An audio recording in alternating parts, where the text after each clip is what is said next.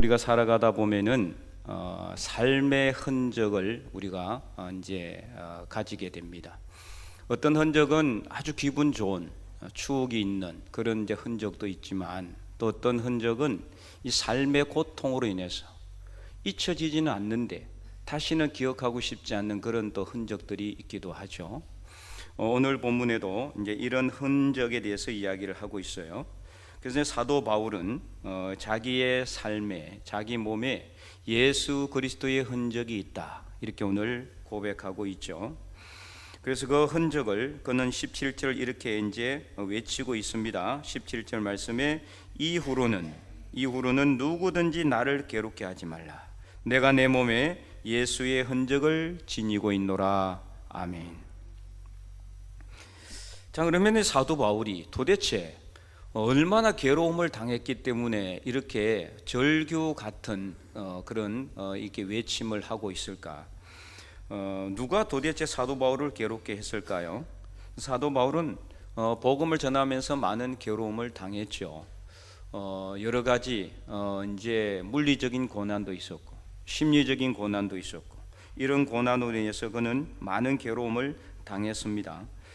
그래서 이 갈라디아서만 해도요, 할례를 중요시 여기는 율법주의자들 때문에 사도 바울은 괴로움을 당했다라고 볼 수가 있어요. 이 갈라디아서를 쭉 읽어보면은 이 할례에 대해서 계속 나옵니다. 그것은 당시 이제 주로 이제 초대 교회가 형성이 되고 이제 교회가 여기저기 이제 개척이 되면서 아직까지 교리가 정립이 되지 않는 상황 속에서 많은 이단들이 나타났어요.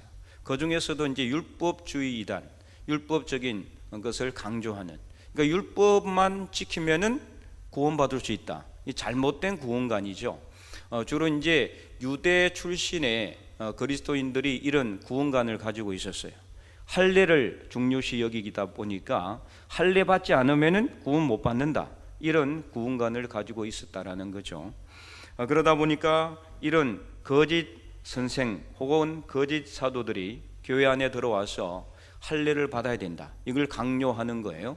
그러니까 이제 할례를 받지 않으면은 교회에 나오지도 못하게 하거나 구원을 받지 못한다는 잘못된 그런 신앙관을 심어줬다는 거죠. 이로 인해서 많은 사람들이 율법주의로 바뀌는 그런 일들이 일어났습니다. 그래서 이제 우리가 읽지는 않았지만 갈라디아서 2장 1절에서 4절에 보면은 사도 바울이 이 갈라디아 교회에 편지를 하면서 이렇게 그는 이야기를 해요. 14년 후에 내가 바나바와 함께 디도를 데리고 다시 예루살렘에 올라갔나니, 계시를 따라 올라가 내가 이방 가운데서 전파하는 복음을 그들에게 제시하되, 유력한 자들에게 사사로이 한 것은 내가 다름질하는 것이나 다름질한 것이 헛되지 않게 하려 함이라. 그러나 나와 함께 있는 헬라인 디도까지도 억지로 할례를 받게 하지 아니하였으니, 4절에 이는 가만히 들어온 거짓 형제들 때문이라. 그들이 가만히 들어온 것은 그리스도 예수 안에서 우리가 가진 자유를 엿보고 우리를 종으로 삼고자 함이로되. 이 심각하죠, 그죠? 이 상황까지 읽어보면은 상당히 심각해요. 그래서 이제 가만히 들어온 거짓 형제들이 이 할례를 강요했어요. 억지로, 싫은데도 억지로 시키는 거예요. 이 이제 유대인들 같은 경우는 할례를 목숨처럼 여겼거든요. 할례를.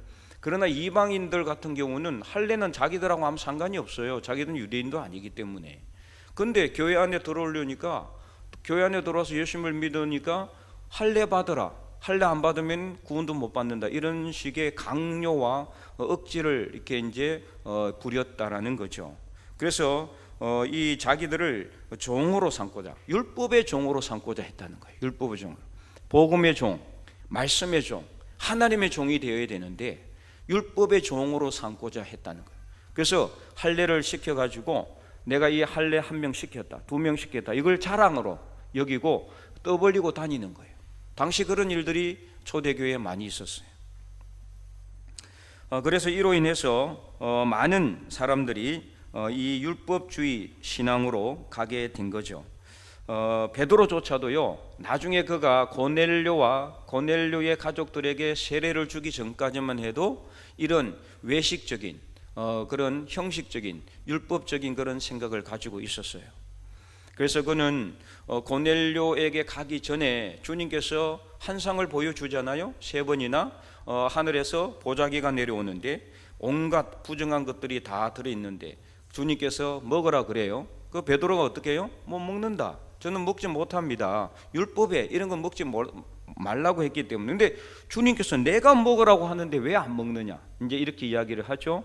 이것을 통해서 그는 뭘 깨닫게 돼요? 하나님께서 이방인들에게도 복음을 전하게 하려 하시는구나. 이러고 있는 사이에 이렇게 주님께서 또 말씀하시죠. 고넬료라는 사람이 올 텐데 넌 따라가라. 그래서 고넬료가 사람을 보내서 따라가서 이 고넬료에게 이방인 백부장이었어요. 이방인 백부장. 당시만 해도 이방인들한테는 이 복음을 전하지도 않았고 이방인들하고 같이 교류도 안 했어요. 식사하는 것도 금했어요. 아예 교류 자체를 하지를 않았어요. 그렇기 때문에 베드로는 가기가 힘들었지만 주님께서 명령하시니까 어쩔 수가 없잖아요. 따라가서 그 고넬료 집에 가서 예수님이 어떤 분인지를 말씀하는 중에 뭐가 내려온다? 성령께서 내려와요. 성령께서 임재하셔서 그 사람들에게 임하는 것을 보고 베드로는 그들에게 세례를 베풀고 이 예루살렘 교회에 와서 이방인들에게도 복음의 문이 열렸다는 것을 이야기합니다. 그래서 어쨌든 이 베드로조차도 그런 율법적인 생각을 가지고 있었다는 거예요. 그전에는. 그래서 그가 어떤 일이 또 있었냐, 이 갈라디아서 2장 11절에서 13절에 보면은 이런 말씀이 또 기록되어 있어요. 게바가 안디옥에 이르렀을 때에 책망받을 일이 있기로 내가 그를 대면하여 책망하였노. 이 게바는 누구냐? 베드로입니다. 베드로의 원래 이름이 게바예요. 게바. 베드로는 반석이라는 뜻으로 예수님께서 새로 지어준 이름이, 그래서 이제 원래 이름이 게바고 또 시몬이라고 하기도 합니다. 그래서 이 베드로가 안디옥에 이르렀을 때에 책망받을 일이 있어서 대면에서 책망했어요. 당시 베드로의 위치는 어떤 위치였느냐, 오늘날로 말한다면은 우리 교단의 총회장에 해당하는 그런 어떤 권위를 갖고 있었던 사람이에요. 근데 사도 바울은 이제 이 안수받은 그런 신출내기 목사 같은 사람이에요. 그런데 이런 사람이 총회장급에 해당하는 사람을 책망을 했다? 이는 엄청난 사건이에요. 근데 책망받을 일이 있어서 책망을 했다는 건데 왜 책망을 했느냐? 12절에 야고보에게서 온 어떤 이들이 이르기 전에 게바가 이방인과 함께 먹다가 그들이 오매 그가 할례자들을 두려워하여 떠나 물러가며 남은 유대인들도 그와 같이 외식함으로 바나바도 그들의 외식에 유혹되었다. 그렇기 때문에 이 게바를 책망했다는 게 무슨 뜻이냐? 이 베드로가 일부 유대인들과 함께 이방인들과 식사를 하고 있었는데 야고복에서 사람들이 왔어요. 그러니까 이 야고복에서 온 사람들은 유대 출신의 그리스도인들이었겠죠. 그들이 오니까 그들에게 혹시라도 욕을 얻어먹을까, 비난받을까 봐서 이방인들과 식사하는 것으로 인해서 비난받을까 봐서 설적이 자리를 떠난 거예요. 그러니까 다른 유대인들도 그렇게 했고 바나바까지 외식에 유혹됐다는, 이 외식은 바깥 나가서 식사하는 걸 의미하는 게 아니고요, 형식적인 신앙을 외식이라고 해요. 성경에서는. 그런 형식적인 신앙에 물들어 갔다는, 그렇기 때문에 이것 때문에 사도 바울은 베드로를 얼굴을 대놓고 바로 책망을 했다라는 거죠. 이 율법주의적인 신앙, 형식적인 신앙이 얼마나 안 좋은가 하냐면은 우리의 신앙을 완전히 좀먹는 거예요. 형식적인 신앙에 물들게 되면은 나중에 결국에는 교회를 안 나오게 됩니다. 믿음도 떨어집니다. 구원의 확신도 멀어지게 됩니다. 결국 나중에 이단으로 간다든지 아니면 아주 신앙을 떠나버리는 그런 결과가 나오게 되죠. 그래서 아주 위험한 거예요. 다른 것 같은 경우는 눈에 보이니까 바로 이야기를 할 수가 있지만 율법주의 신앙은요, 겉으로 보기에는 아주 믿음이 신실해 보이는 것, 그럴 수밖에 없잖아요. 열심히 율법주의에 따라서 형식적으로 주일이면은 딱 교회 나오고 새벽이면은 무조건 나와서 성전을 지키고, 그리고 성경을 열심히 또 읽기도 해요. 그리고 복음도 전합니다. 그런데 이 모든 것이 뭐예요? 형식이에요. 형식. 누군가가 보여주기 위해서, 누군가에게 보여주기 위해서, 내가 뭔가 이 예수 믿는 거 표를 내기 위해서 하는 그런, 그러니까 본인은 힘들어요. 육신적으로 너무나 힘들어.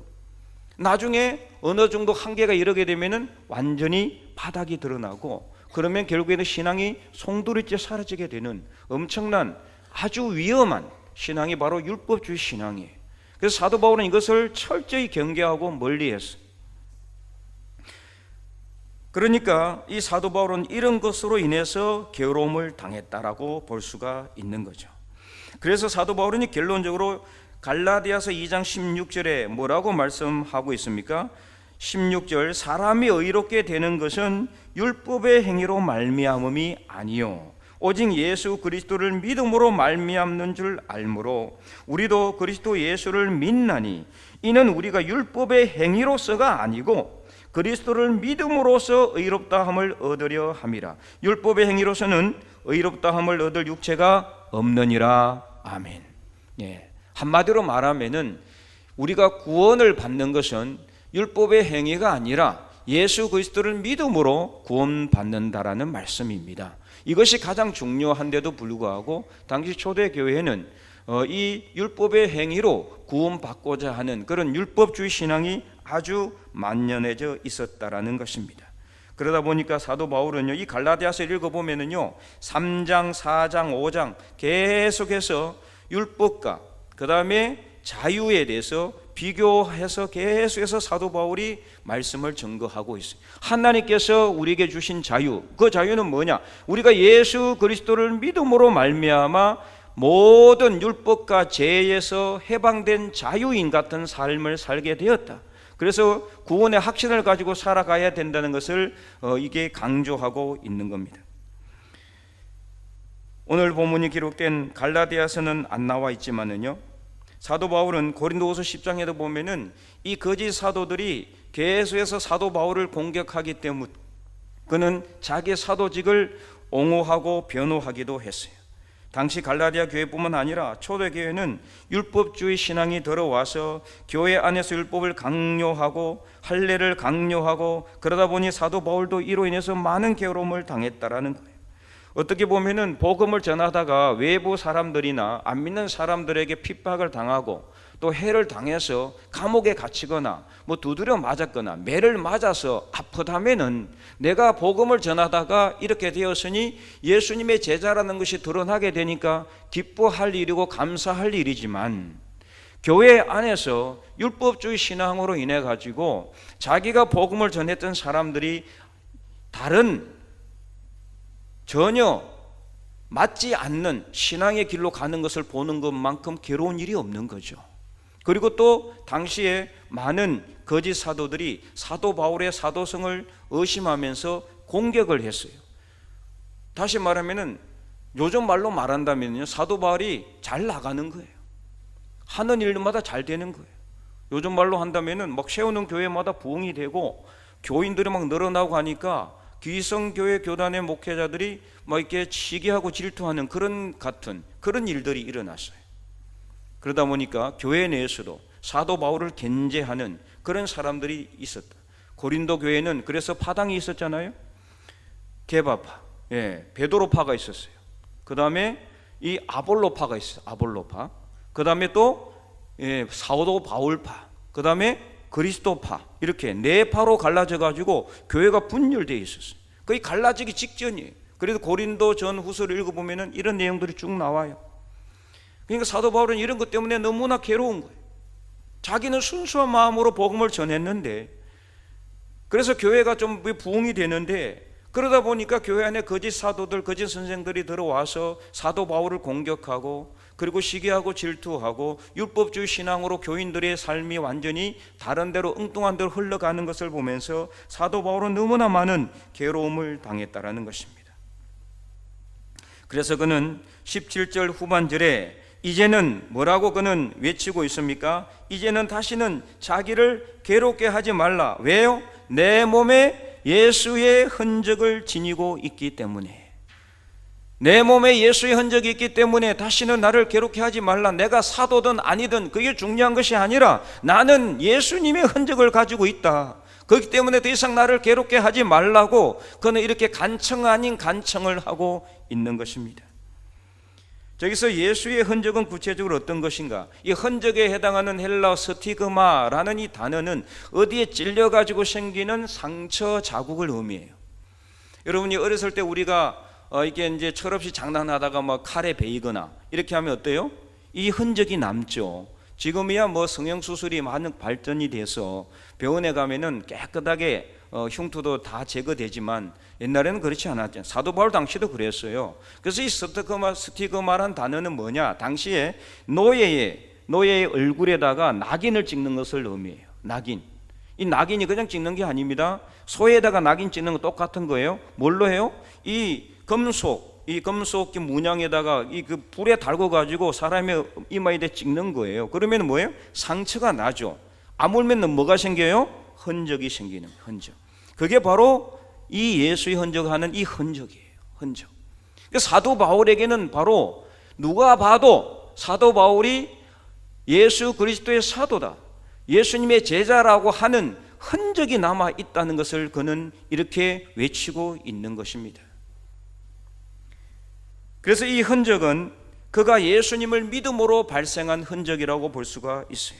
첫째는 고린도후서 12장 7절에 주님께서 그가 너무 자만하지 않도록 하기 위해서 그의 육체에 뭐를 줬다 그랬어요? 가시를 주었다 그랬어요. 자, 이 가시가 그냥 조금만 우리를 괴롭히는, 자기를 괴롭히는 그런 가시였으면은 사도 바울이 그렇게 주님께 간청하지는 않았겠죠. 근데 너무나 아마 그의 육신을 힘들게 했던 것 같아요. 그래서 그는 몇 번? 3번이나 주님께 간구했어요. 제발 이 육체의 가시를 없애 달라고. 그랬더니 주님께서 내 은혜가 내게 족하다, 이는 내가 약한 데서 내가 강함이라, 이렇게 말씀하시면서 고쳐줬어요? 안 고쳐줬습니다. 그 흔적이 계속 지금까지 남아있는 거예요. 예수님을 믿음으로 발생한 가시, 이는 자기가 생긴 게 아니라 누가 줬다고요? 주님께서 주신 흔적이에요. 주님께서 주신 가시예요. 그래서 그는 그 가시가 자기를 찌를 때마다 그것이 뭔지는 정확하게는 몰라요. 뭐 어떤 위장병일 수도 있고, 아니면 어떤 뭐 관절염 이런 거 있을 수도 있고, 어쨌든 간에 자기를 괴롭히는 아주 괴로운 그런 가시였다는 거죠. 그래서 이 가시가 자기를 찌를 때마다 그는 뭘 느껴요? 아, 내가 약해져야 내 안에 그리스도께서 들어오셔서 내가 강해지게 되는구나. 이것을 그는 깨닫고 오히려 감사함으로 자기의 약한 것을 뭐 하겠다? 자랑하겠다라고 그렇게 그는 고백하게 되죠. 두 번째, 그에게 있는 이 흔적은 어떤 흔적이냐? 그가 복음을 전하면서 받은 고난을 의미해요. 고린도후서 1장 8절과 9절을 보면은 그는 이렇게 아시아에서 당한 고난을 이렇게 이제 외치고 있습니다. 형제들아, 우리가 아시아에서 당한 환난을 너희가 모르기를 원하지 아니하노니 힘에 겹도록 심한 고난을 당하여 살 소망까지 끊어지고, 우리는 우리 자신이 사형 선고를 받은 줄 알았으니 이는 우리로 자기를 의지하지 말고 오직 죽은 자를 다시 살리시는 하나님만 의지하게 하심이라. 아멘. 사도 바울이 아시아에서 당한 고난, 흔적, 이 아시아는 이제 오늘날로 튀르키예입니다. 튀르키예. 당시에는 아시아라고 불렀어요. 아시아 대륙이라고. 이 튀르키예 1차 선교 여행을 가면서 얼마나 많은 고난을 당했습니까? 그 많은 고난을 당하면서 그는 살 소망까지 끊어지고 사형 선고를 받은 줄로 착각까지 할 정도로 수없이 많은 고난을 당했다. 그래서 고린도후서 11장에 보면은 그가 당한 그 고난을 그는 이렇게 나열하고 있어요. 23절에서 27절에 보면은 그들이 그리스도 일꾼이냐 정신없는 말을 하거니와 나는 더욱 그러하도다. 내가 수고를 넘치도록 하고 옥에 갇히기도 더 많이 하고 매도 수없이 맞고 여러 번 죽을 뻔하였으니 유대인들에게 40에서 하나 감한 매를 5번 맞고 3번 태장으로 맞고 1번 돌로 맞고 3번 파선하고 일주야를 깊은 바다에서 지냈고 여러 번 여행하면서, 이 여행은요 우리가 오늘날 구경하러 다니는 여행이 아니에요. 선교 여행을 의미해요. 여행이라고 해봤자 당시에는 여행이라고 할 수도 없고 그 선교를 하기 위해서 다니는 그 여정을 말하는 거예요. 여러 번 여행하면서 강의 위험과 강도의 위험과 동족의 위험과 이방인의 위험과 시내의 위험과 강야의 위험과 바다의 위험과 거짓 행제 중의 위험을 당하고, 이뿐이 아니라 27절에 수고하고 애쓰고 여러 번 자지 못하고 줄이고 목마르고 여러 번 굶고 춥고 헐벗었다. 이렇게 그는 자기가 당한 고난을 이렇게 나열하고 있습니다. 이거 하고 싶지 않았지만 하도 자기를 자랑하는 거짓 사도들이 있으니까 사도 바울이 마지못해 자기 당한 고난을 이렇게 나열하고 있는 거예요. 이처럼 사도 바울은 복음을 전하다가 너무 심한 고난을 받아 살 소망까지 끊어지고 사형 선고로 받은 줄로 착각까지 했고, 우리가 상상도 하기 힘든 엄청난 고난과 환난을 당했습니다. 이게 바로 사도 바울에게 있어서는 물리적인 예수님의 흔적이라고 볼 수가 있어요. 그러면 또 다른 흔적이 뭐냐? 그것은 결론적으로 그가 예수 그리스도께서 십자가에 못 박혀 돌아가심으로 인해서 자기가 자기 심령 안에 새겨졌던 예수 그리스도의 십자가 구원의 흔적을 의미하는 것입니다. 이 구원의 흔적은 아무도 지울 수가 없는 흔적이었어요. 그래서 갈라디아서 2장 20절에 그는 이렇게 고백하고 있죠. 한번 읽어볼까요? 내가 그리스도와 함께 십자가에 못 박혔나니 그런즉 이제는 내가 사는 것이 아니요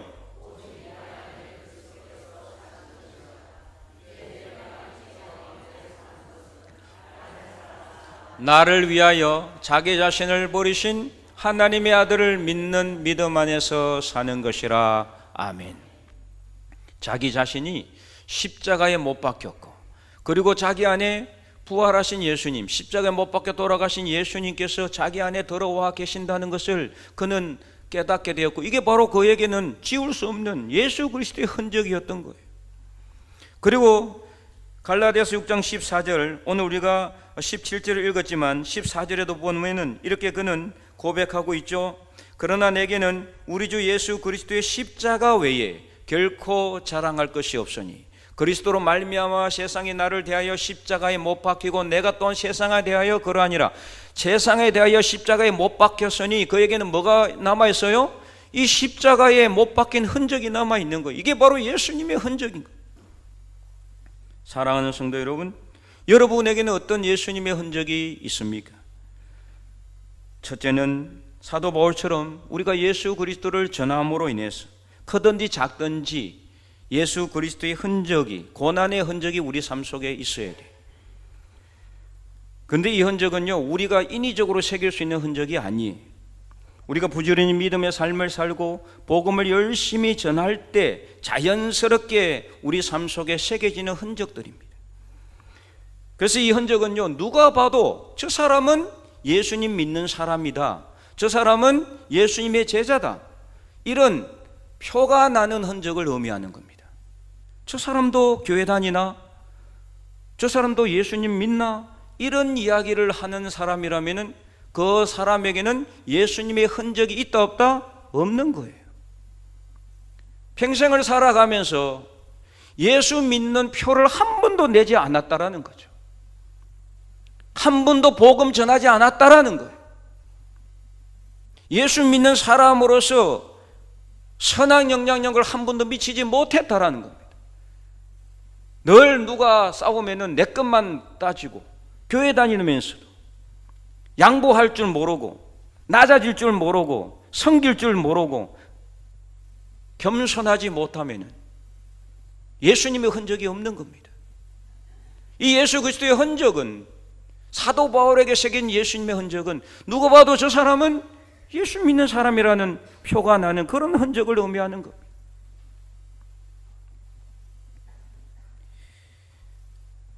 그래서 오늘 우리가 우리 삶 속에 이런 흔적이 없다면은 정말 우리가 제대로 그리스도인다운 삶을 살았는지, 복음 전하는 삶을 살았는지 우리 삶을 돌아봐야 됩니다.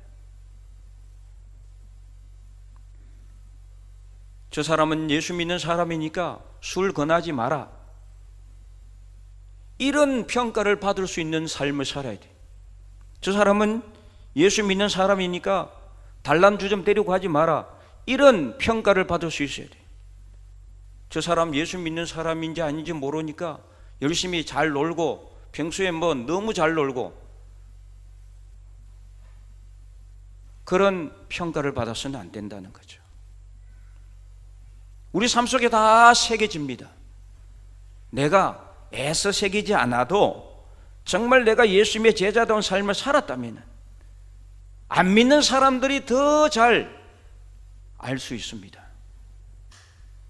우리 눈에는 분명히 보이지 않지만 그러나 우리 삶에는 분명히 보여지는 예수님의 흔적이 있다는 거예요.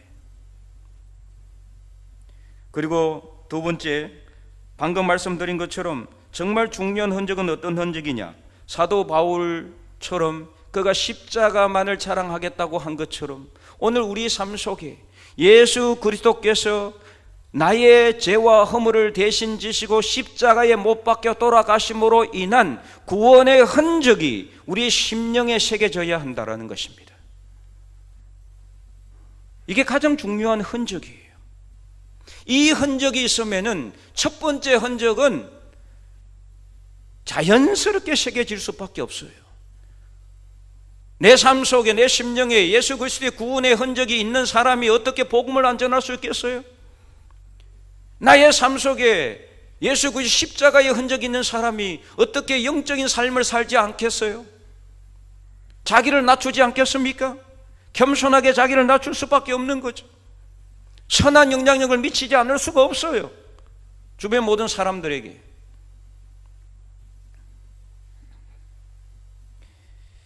그래서 이 흔적은요, 예수님께서 십자가에 못 박힘으로 인한 이 구원의 흔적은 절대로 지워지지 않는 그런 흔적입니다. 안 지워지는 겁니다. 물리적인 흔적은 지금 병원 가면 다 없애줍니다. 그러잖아요? 내 손에 생긴 상처도, 내 이마에 있는 상처도, 몸에 있는 모든 상처 자국도 병원에 성형외과 가면은 돈만 주면 다 없애줘요. 깨끗하게. 그러나 이 예수님을 믿음으로 인해서 우리 심령 안에, 우리 영혼에 깊숙이 박힌 그 구원의 흔적은 그 어떤 것으로도 지울 수가 없는 그런 하나님께서 우리에게 주신, 예수님께서 십자가에 못 박혀 돌아가심으로 우리 삶 속에 새겨진 그런 흔적들입니다. 이 흔적은 오늘 우리가 잊혀질 수 없는, 절대로 잊을 수가 없는 우리 심령 안에 새겨진 그런 흔적이. 그래서 사탄 마귀도 우리를 유혹하러 왔다가, 아이쿠에 이 사람은 십자가의 흔적이 있는 사람이구나, 한 길로 왔다가 7길로 도망하게 되는 것입니다. 그런 흔적을 우리가 우리 삶 속에 새기면서 살아가야 돼요. 예수 믿는 사람인데 한번 슬쩍 건드렸더니 그냥 쉽게 무너지는 그런 흔적이 아니라 정확하게 우리 심령에 확실하게 십자가로 새겨져 있는 그 흔적이 우리 삶 속에 남아 있어야 돼요. 그래서 매일매일 우리는 예수 그리스도를 통한 구원의 은혜를 항상 매일 매순간 새기면서 살아가야 됩니다. 오늘도 우리는 그 십자가의 흔적을 따라 이 자리에 나온 줄로 믿습니다. 그냥 와서 그냥 가는, 거저 와서 그냥 가는 그런 주일 예배가 아니라 오늘도 우리 삶 속에 이 십자가의 구원의 흔적을 더욱더 강력하게 새기는 길을 따라 우리는 이 자리에 왔기에, 이 예배가 그냥 공적인 예배로 끝나는 그런 예배가 아니라 예배가 끝나고 나서 여러분의 삶의 자리에서도 이 예배의 간격과 구원의 기쁨과 감사와 은혜가 다른 사람들에게 흘러 넘쳐나는 그런 믿음의 삶을 살아갈 수 있기를 간절히 소망합니다. 예수의 흔적을 안 믿는 다른 사람들에게도 보여줄 수 있는 그런 그리스도인들이 될 수 있기를 간절히 소망합니다. 그래서 세상 욕심의 흔적이 아니라 십자가의 예수 그리스도의 구원의 흔적을 우리 몸에 지니고 살아가므로 이 땅에 살아가고 있지만은 이 땅이 아니라 저 하늘에 속한 사람으로서 십자가의 흔적을 주변 모든 사람들에게도 전파할 수 있는 우리 하나님의 거룩한 백성들이 다 될 수 있기를 주님의 이름으로 간절히 축원드립니다.